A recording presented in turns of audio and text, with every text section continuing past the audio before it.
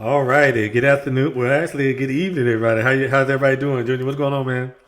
Not much, man. Not much. Been a long day, but hey, Thanksgiving coming very soon. All right. Okay. All right. So we about to get at it. We about to get at it.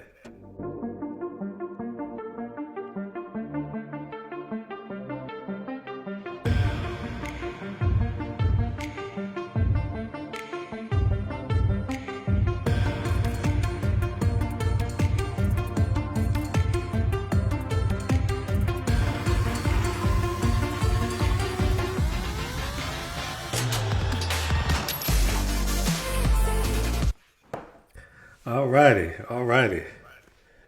Man, I feel like man, it's a lot. It's a lot going on, man, in the world right now. Man, it's so much. You kind of don't even know where to start, man. Yeah. But I know one thing. Before we get into it, let me just make a couple of shout outs and just Okay. one acknowledgement. Okay. All right. Let's do that. First of all, I'd like to offer our condolences to the West family out in the Rocky Run community, everybody with the village, Rocky Run Yeah. village. That was our early childhood, of course. Terrell West passed away, grew up right across the street from us.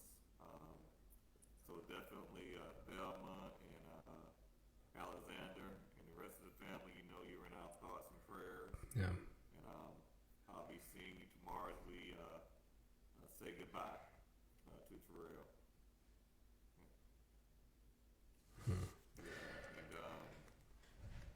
And on a lighter note, but you have anything about Terrell? Or you No, it's just I'm trying to think about the last time that I saw him.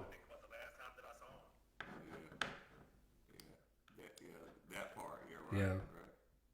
Yeah. Also, on a lighter note, I do have a couple shout outs. First of all, our nephew, Sammy, Joanne's son, he landed an internship. I think it's with a real estate firm or something like Mm-hmm. that in Charlotte. So he'll be in Charlotte this summer. Yep. So that's great.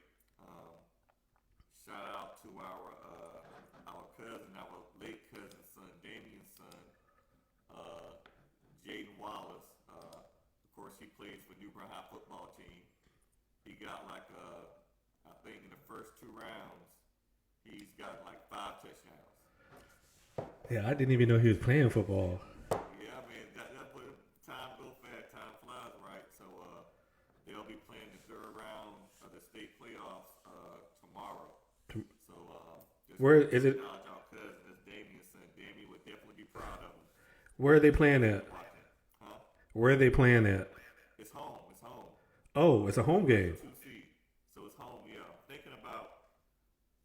thinking about going to the game. I don't know if I'm gonna stay there or take a change of clothes or come back home and go back. So I got a lot to think about whether or not I'm gonna go to the game or not tomorrow night. But I Okay. just wanted to get that out the way.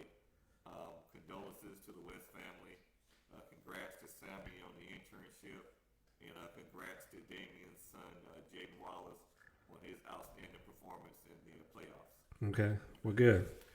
A lot of there's a yeah. There's a lot of good things. A lot of good things going on. But let's talk about New Bern Bears, man. I mean we're a little off topic, but when I was going to New Bern, man, it was a basketball school, man. New It. Bern was a basketball school.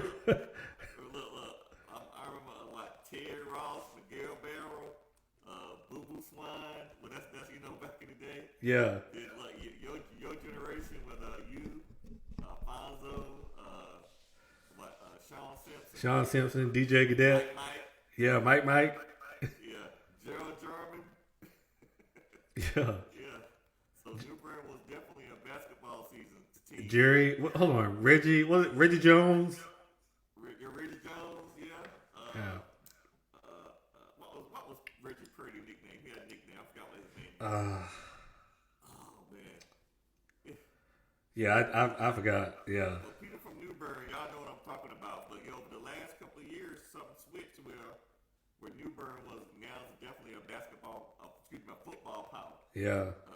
Nevertheless, go Bears. Yeah, I'm trying to think if I want to go down there tomorrow myself, man. Yeah. Well, let me know, man, because you'll let me know. Yeah. Yeah, we can talk offline about that. Yeah. Yeah, Uh, definitely. so I guess one of the biggest things that's been going on right now, actually there are a couple of big things, is the midterm elections. And there is I don't know. I guess there's a lot of different ways that you can think about. You can think about what's happening. The Democrats maintain control of the Senate. Right now, they're leading 50-49. There's one race left in Georgia, a runoff between Reverend Warnock and Herschel Walker. Uh, and also I guess it was just called yesterday that the Republicans are going to maintain control of the House. Well, here's the thing: it's two ways to look at that. See, this midterm, from a historical perspective, um, the uh, the House or the incumbent party always does horrible. Yes. With inflation and everything that was going on, historically, I think President Obama, he lost 60 seats. Yes. Donald Trump lost 40 seats. Yes. That normally happens. So all safe bet was this was going to be this type of case. Yes. They were going to lose the Senate and the House. So the fact that they maintained the Senate, and secondly, the House it's a majority where they can't do anything. Only thing they're going to be able to do is probably do a bunch of investigations. Yes. So obviously somebody misread something, because I was kind of surprised too. But then again, maybe you weren't surprised. Yeah. Right? But what did happen that across the board, all of those election deniers, whether it was in the South, wherever it was, those election deniers, those kind of extremists, or the ones that were supported by Trump, they did not perform well at all. They lost. So that is that's kind of good from my standpoint, because it shows that Americans are choosing values and reality over what's going on with the wingnuts over there, for the most part. Yeah. So let's talk about the race in Georgia right now, because I don't know if people realize they're the way the Senate is comprised now. There is a difference between being a 50-50 Senate with the vice president as a tiebreaker and a 51-49 Senate. The biggest thing is that if the Democrats win the election in Georgia and they get 51 seats, they don't have to split the committeeships to where there has to be 50-50 on each side. So with the simple majority 51, that means that some of the shenanigans that you saw, where some of the Republicans were blocking certain judicial appointments and stuff like that, with the 51 Senate majority, all that stuff can just get passed with the 51 with the simple majority. So the race is very important in terms of the Democrat agenda. And I think right now the biggest agenda that's going on, we know there's a split House, but a 51 Democratic majority, it's about judges. Yeah, and most importantly, you won't be held hostage. You won't be held hostage by members of your own caucus. Correct. Yeah, that too. Manchin, right?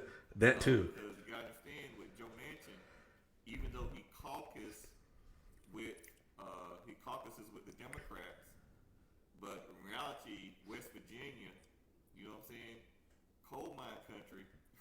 Yeah. His values are more aligned with the other side. That's why there was those issues. Yeah. So yeah, that makes a big difference. I think one of the biggest races that a lot of people, well, I know that I particularly paid attention to, is the governorship in Arizona. where Katie Hobbs ran against the conspiracy theorist. Used to be a Barack Obama Democrat, Carrie Lake. But it's really interesting how people see an opportunity and they just change everything that they value.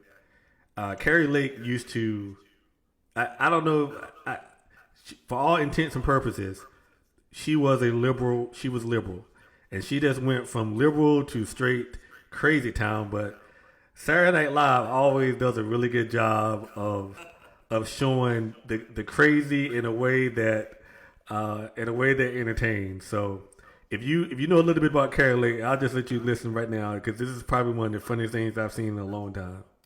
Because the Maricopa County officials are incompetent, and it's my belief that the election is rigged and the results should be thrown out. It sounds like some new numbers are coming in, which has you taking a narrow lead over Katie Hobbs.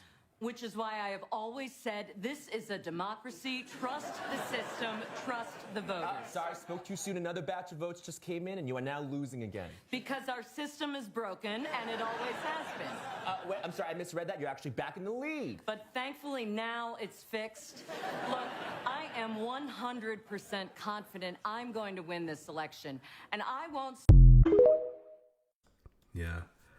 So the elections are only rigged when you lose. I mean, so it's just you really can't make that up.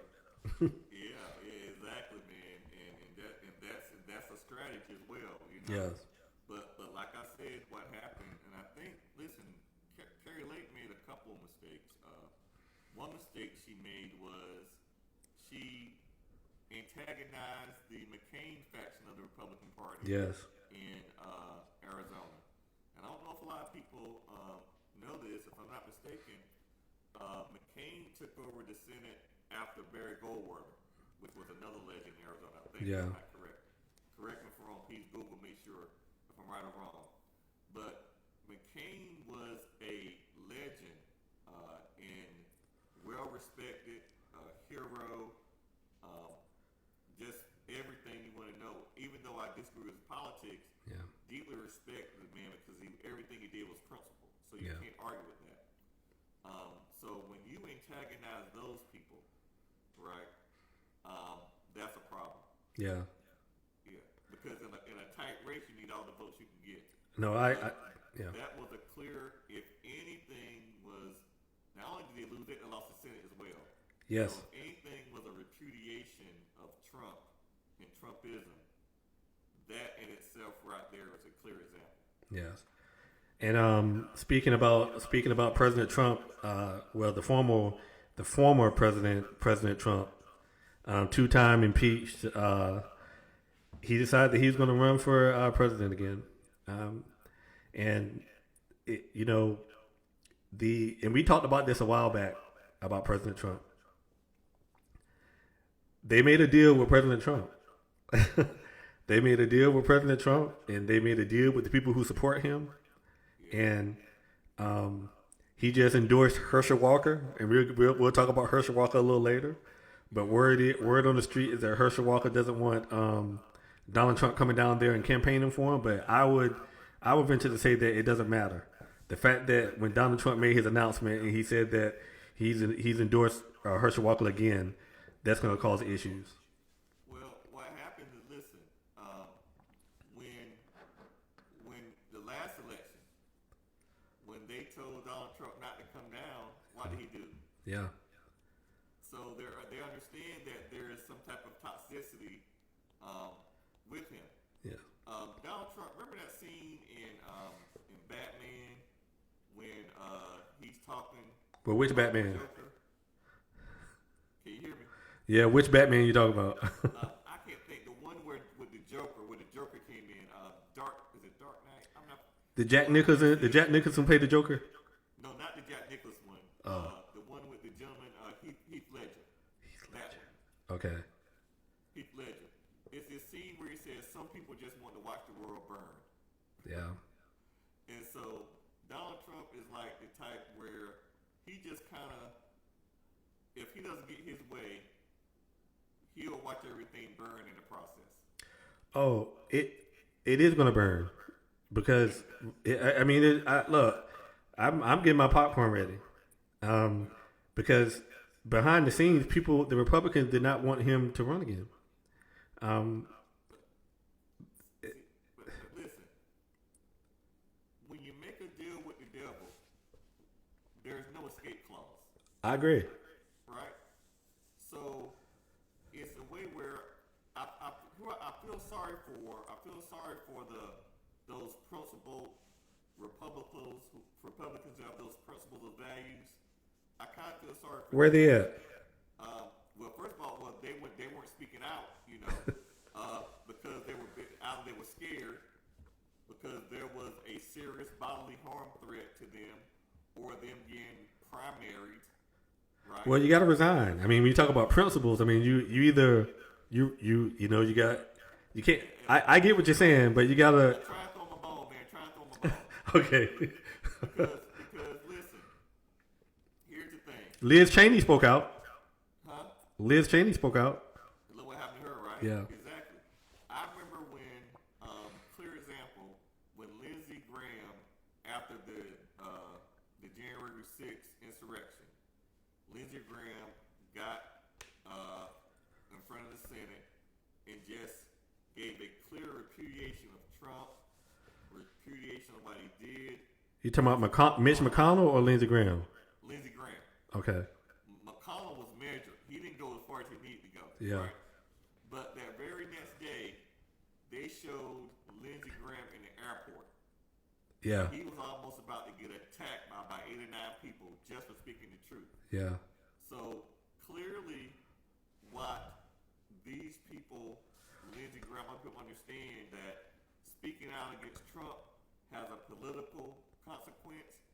It also has a possible physical consequence. Yeah. Look at Nancy Pelosi's husband. Yeah. Right? Look at the governor of Michigan, where people had weapons ready to go kidnap her and hold her hostage and torture whatever they were going to do to her. Look at the January 6th insurrection. So there is clearly an element of the base. I'm not even going to call them Republicans.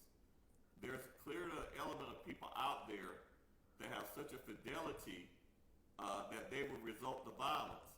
Trump understands this. Yeah. And he uses that to his advantage, I think.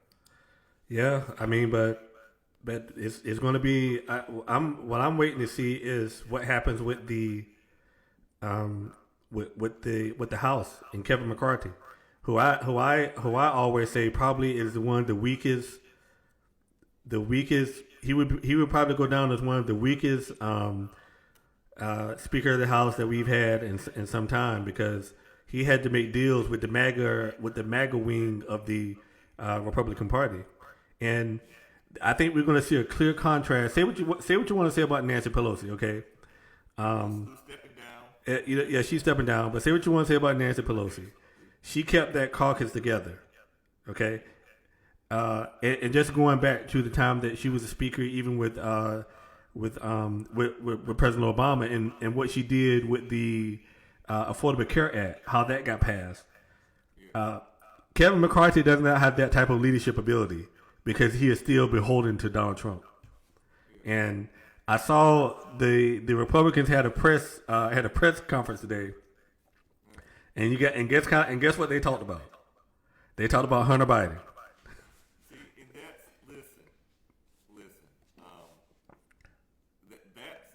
not going to play well. I remember when Fox played that video, played the audio of, I think, was it Joe Biden talking to his son about his drug addiction, telling him to get help, and making fun of it. Listen, man, let me tell you something. Yeah. I live in Duplin County, North Carolina, right? And which is a Trump area, Trump, right? Heavily conservative and Republican, which is fine, But it also, this county has a serious opioid addiction problem. And a lot of families here, whether you, first of all, addiction don't care about your political affiliation. Correct. There are a lot of people here, some that I do know, who have children or family members or parents that are strung out on these drugs that's a very sad thing. So I think it's probably from just a human standpoint, it's in poor taste to make fun of a person who's going through that type of addiction, especially when the majority of your audience lives in areas where there's a heavy drug addiction problem. Well, I mean, that's the thing. Cruelty is the point. I mean, that's you know, as long as you don't like my enemies or who your perceived enemies are, or perceived people who are different from you, you will vote against your interests as long as you're against the people that they're against also. I mean, so it's just unfortunate. But they don't care, because when you look at I look at Wayne County. I live in Wayne County, and I looked at the stats. Wayne County has an issue too with homelessness, with drug addiction. I mean, meth, fentanyl, opioids, all that. But when you look at the way that Wayne County voted primarily for Republicans. Well, let me tell you, man, about maybe 8 years ago, Jayden had pneumonia, and we took him to Wayne County Hospital. His grandmother was a nurse there, and we took him to Wayne County, and we were sitting in the lobby room, waiting for,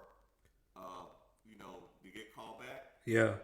Man, in about a half-hour period, I swear maybe 8 overdoses came in. Yeah. ODs came in, and that's when it hit me. That's my first time seeing up close actually how bad it was. Yeah. So yeah, that part. So let's get back to Herschel Walker, because I kind of want to talk about that, and I'm just. But once again, Lee mentioned once again. Go ahead. Lee, my classmate from New Bern High School. Lee mentioned that the fundraising committees with the fundraising for Herschel Walker, it says 90% of the contributions solicited for Walker went for Trump, and Walker gets 10 cents on every dollar raised. Well, I mean, you can make the argument right now is that it's when you look at the race, there's two ways you can look at it. Okay. Because you don't want people to get comfortable on either side, because now if when you look at the Brian Kemp and a couple of the other folks that were running for office in Georgia, they carried Herschel Walker. I mean, Herschel Walker was still running probably 5 or 6 points behind where Governor Kemp was. But are those people going to come out now? no, look, hold up, listen. look, Brian Kemp carried, but guess what? You look at how many votes Brian Kemp got. Yeah. Because if everybody that voted for Kemp would have voted for Walker, He would have won. he would have won. Yeah. So what does that tell you? That tell me that, a ballot, right? The top of the ticket, Yeah. you got, at the top of the ticket was the governor, Senate, House, state, local. Yeah. Ballot, right? Herschel Walker was at the top of the ballot. Correct. That tells me that a whole lot of Republicans, right, skip over the, because they didn't vote for Warren either. Let's say we just not going to vote for neither one of them, right? They skipped over, okay, Ramel said he can't hear me that well. Yeah. So I don't know what's going on with my mic. I don't know what's going on. Okay. Thanks, Ramel. But a whole bunch of Republicans voted for everybody except Herschel Walker. Correct. Right? So that part. Well, and that's why I think there's going to be there's going to be an issue, because I don't think those folks are going to come out. But on the Democratic side, you can't sit this one out. But this is I mean, let's just keep talking about Georgia. So Georgia has this rule where the Saturday before, the Saturday after a holiday, if there's an election, that you cannot have early voting. Okay? So the last Saturday before the runoff, that Friday is Robert E. Lee's. Yeah, they said it's a holiday. Yeah, it's a holiday. Yeah. Yeah. So I don't know if it's Confederate Day or Robert E. Lee birthday. I mean, you just look at the when you look at the history behind that. I mean, it's just that is very telling that you have two African American candidates for a Senate, and they can't be early voting on a Saturday because the day before is Robert E. Lee's. Oh, okay. He said that rule. Hey, Lee. Apparently it does because yeah, because you're right. Because one are consuming. So yeah, yeah. So I get what you're saying. It doesn't apply to runoff, but they're trying to make it apply to this runoff. You get it? While you're getting your technical difficulties, I have a couple of videos, and I'm going to see. Let me just. We in America have some of the cleanest air and cleanest water of anybody in the world. So what we do is we're going to put from the Green New Deal millions or billions of dollars cleaning our good air up. So all of a sudden China and India ain't putting nothing in there cleaning that situation up. So all that bad air is still there. But since we don't control the air, our good air decided to float over to China, bad air. So when China gets our good air, their bad air gotta move. So it moves over to our good air space. And now we gotta clean that back up. That he got rid of. I mean, how could someone in good conscience look at that and just think that this man is qualified to be anywhere and an elected official? Well, let's look at it this way, man. According to the Constitution, matter of fact, my civic students, when they hear Constitution, they probably start crying because they reread every single syllable of it. Yeah. Makes you understand it. I think Article 1, which Article 1, Section 3, I think, that lays down the qualifications for senator. Yes. So the qualifications for senator is, 1, you have to be at least 30 years old. Is he 30 years old? Yeah, he is. And 2, you have to be a citizen for at least 9 years. Right? Yep. And then you have to live in the state in which you want to run for office. Well, they recruited him. He moved. He was living in Texas. Living in Texas. Yep. But they moved him there. Now, that's not saying a lot because when Article 1, Section 3 was written, that was a qualification. But without speaking, what was not written was you had to own land and be wealthy. Yeah. So does he meet the minimum qualifications? Yes. But is he qualified? No, I mean absolutely not. No, Absolutely not. But first, it doesn't matter. It doesn't matter because there was 1,900,000 people That voted for him. Yeah. Who voted for him. So obviously, they see something. For me, it's just insulting in a way, because Herschel Walker represents every negative trope that you can imagine that have been used to castigate African Americans over the years. Yeah. Every negative trope. Yeah.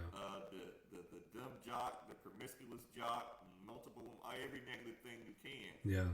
And the fact that they would run this man and think he would be in the Senate to do an effective job is kind of mind-boggling, especially when he's running against a minister. But like I said, it's not about It's not about who's qualified. It's not about that. It's really about power. Yeah. And so, and power doesn't have a conscience at all. Yeah. It's about whose name on the front of the jersey. Whose name on the front of the jersey? Yeah. Exactly. But I will say I just don't think that people are going to come out in droves to. I doubt if turnout is going to be like it was during the first election in November. So we'll see. Yeah, we'll definitely see.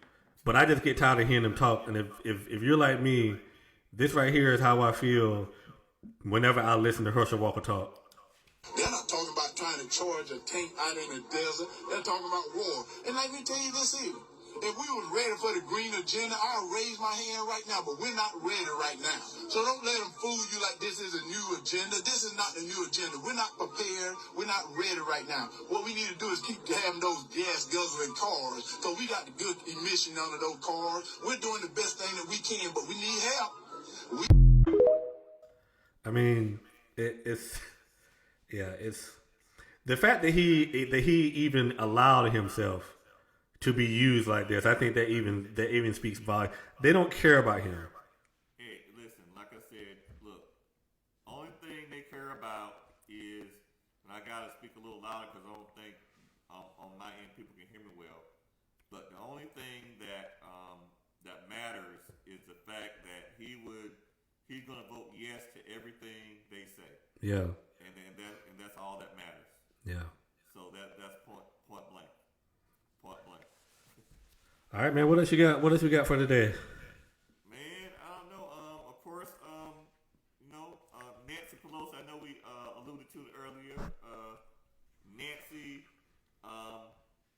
Pelosi is stepping down as Speaker of the House, and she says it's time for a new generation of people to take over. I heard that second, the majority leader, I think is Hoyer. Yep, Steiny Hoyer. And I think the majority whip is Clyburn. who are both in their late 70s or 80s. They've also stated that they're going to step down as well. Yep. Which means it's time for younger. Be honest. The Democratic Party does not look like their leadership. All right. So as far as demographics and as far as age, especially age. So I think it's time for some new blood. So I'm curious to see how that would. Well, it's Hakeem Jeffries is going to be. He's going to be the majority leader. Wow. Okay. Yes. Hakeem Jeffries. Okay. Well, he's the one that people want to that they're going to support. Okay. Yeah, Hakeem Jeffries. Would he be the first African American? Minority leader or Or majority or minority leader? yeah, I think so. I think he'll be the first. Yes.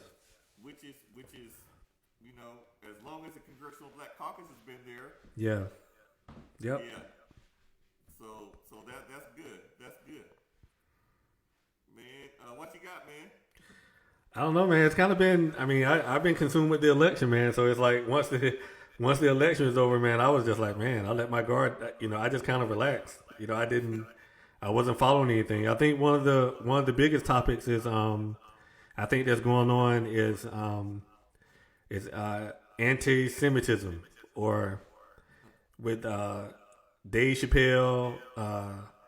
There is Kyrie Irving. I mean, we talked about that. He shared a video, and they gave all these stipulations about how he had to, all these rules that he had to, all these steps that he had to follow so he can play basketball again.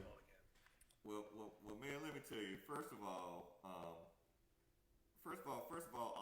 let's if I can find this. First of all, what is Semitic? That's the first thing, right? Because I think what people think Semitic is not what it really is. Yeah. Let me find this right quick. All right, let me give this definition. Please let me know if you can hear me a little better. People out there, let me know. So Semitic is relating to or denoting a family of languages that includes Hebrew, Arabic, and Aramaic, and certain ancient languages such as Phoenician and Akkadian. consultant of the main subgroup of the Afro-Asiatic family, relating to the peoples that speak Semitic languages, especially Hebrew and Arabic. Yeah. So when they say Afro-Asiatic, they're really talking about Africa, North Africa, Africa, and they're talking about Southwest Asia. Southwest Asia is Saudi Arabia, Iran, Iraq. Yes. Well, really, Southwest Asia, that's actually Northeast Africa. Yeah. Right? They drew, historians, they drew those lines to call that Southwest Asia, which they tried to include Egypt too, because they want to separate the contributions from that region of the world from Africa. It says Asia. Yeah. So, it's Northeast Africa. So when you talk about anti-Semitic, those are Semitic people. So if you're here and you're against and you're vilifying Arab Americans, that's anti-Semitic, right? If you discriminating against North Africans, right, whatever, or African speaking, that's anti-Semitic. What the Israelites, what Israel is doing to that Ethiopian minority of Jews that's in Israel, that's anti-Semitic, right?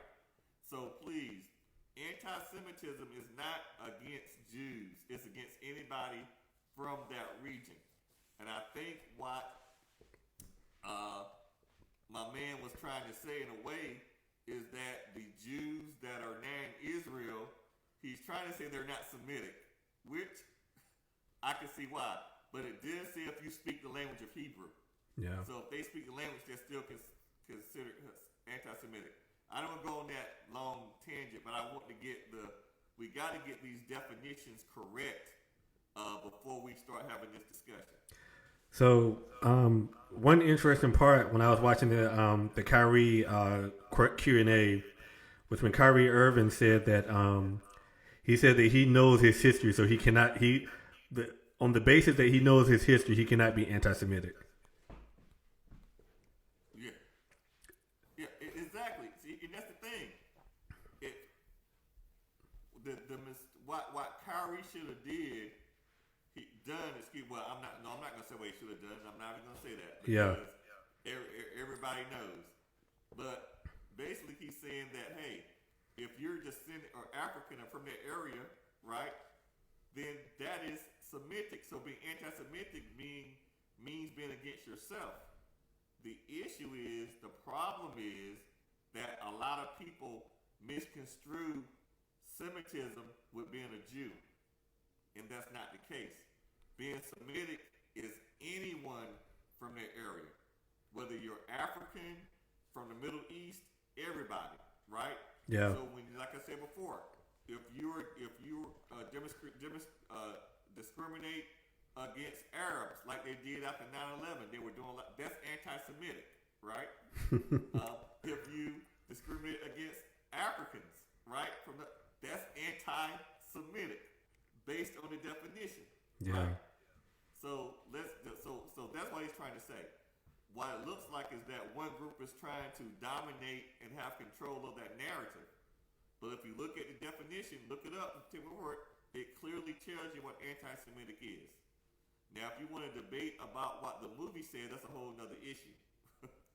But do you view I don't know. I view the Kyrie situation and the Kanye West situation a little differently. Kyrie shared the video without any context. He just shared the video on his page. Yeah. Kanye West put a tweet that he's going to go, what was it? DEFCON 3 on the Jews when he wakes up. Yeah. So I kind of view that a little different. Kanye, I think Dave Chappelle said it brilliantly. I think he said that, he was having some issues. Maybe he was off, you know what I'm saying? But if you listen to what Kyrie Irving said, he was measured and clearly knew what he was talking about. And also, the NBA commissioner, who is Jewish, right, said he spoke with Kyrie Irving and said Irving was not anti-Semitic, right? Yep. But what happened is something else is going on because what they did to Kyrie Irving, and a lot of African Americans, that's why they kind of rallied behind him a little bit, is akin to buck breaking, where you take the most, where they did on the slave plantation, they took the most outspoken and most strong and proud African American, and they put him in front of everybody, and they whip him within an inch of his life, right? That's why everybody was kind of comparing it to where you sit there, because definitely the punishment definitely does not fit the crime that is being committed, right? And basically, that list of demands, that's more like almost trying to humiliate the man. That's why the NBA Players Association people are now starting kind of to rally around Kyrie Irving. Hold on. This is would we accept that a black person said he isn't racist as evidence of a person not being racist?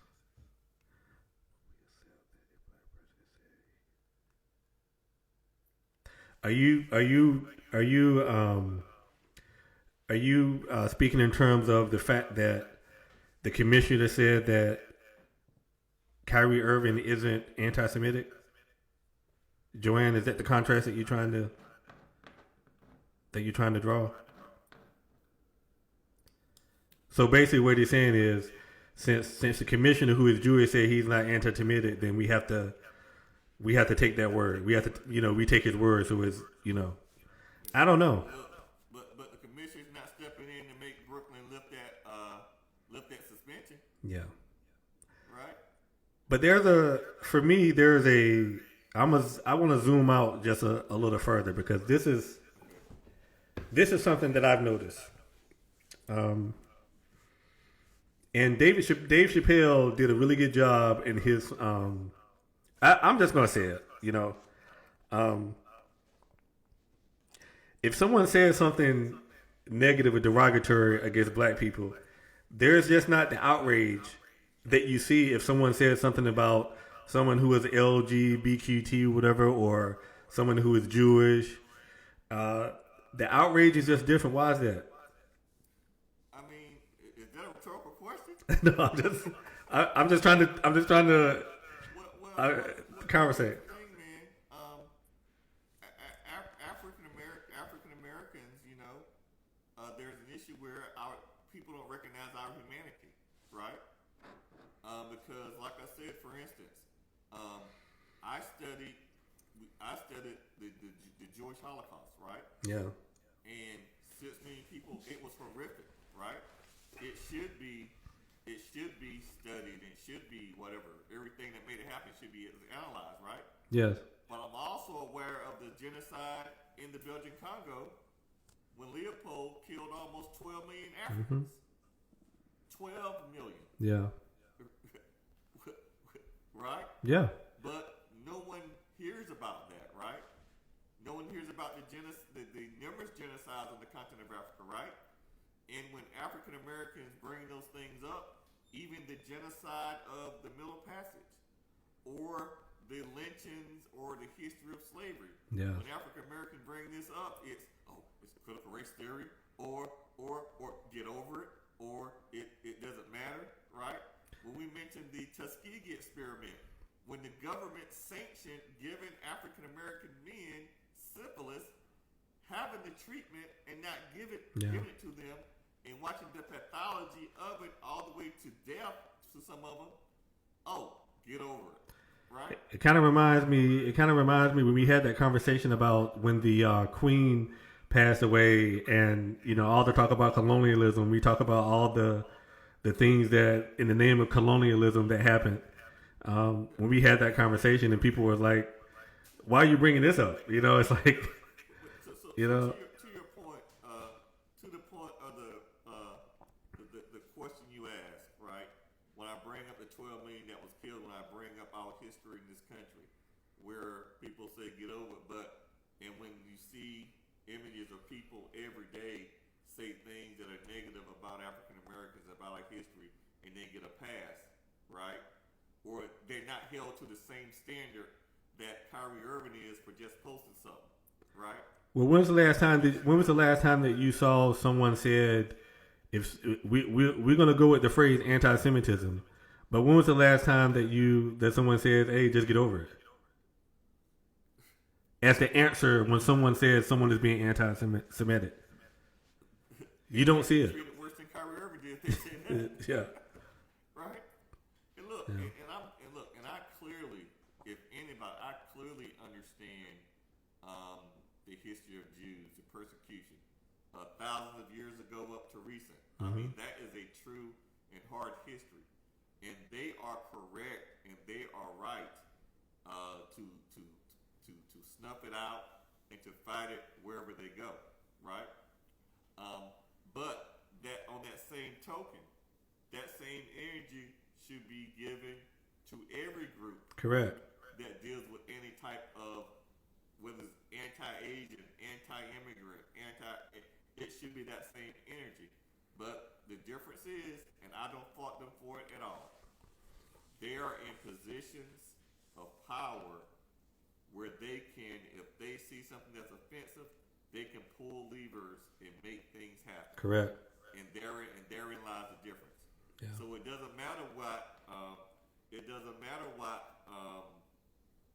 whether Kyrie Irving said was anti-Semitic or not. Yeah. The people that have power thought it was. Yeah. And they start making calls and pushing buttons, and therein lies the difference. And and Nike also ended their partnership with Kyrie Irving. Exactly. They Yeah. sure did. Yeah. And Adidas ended their listen. They ended lucrative Yeah. deals with them. Yeah. So go figure. So yeah. So that's where we are, man. Yeah. Well, look, man, that's all I got, man. If you have anything else that you wanna touch on before we call it a night and watch some Thursday night football. Hold up. Joanne said, "Do we share the same collective outrage, though?" Yeah, that's right, Joanne. That's the difference. Yeah. One thing about the Jewish community is that they're not a monolith at all, right? They have conservative, liberal, they have all spectrums, rich, poor, whatever. But when it comes to certain things, they unite. Yeah. Right? That's not the case for all of the groups. Like for instance, and this is a fair point somebody makes, and I get it. With our music, right? We sit down with our music. Well, I won't say our music because music that some of us listen to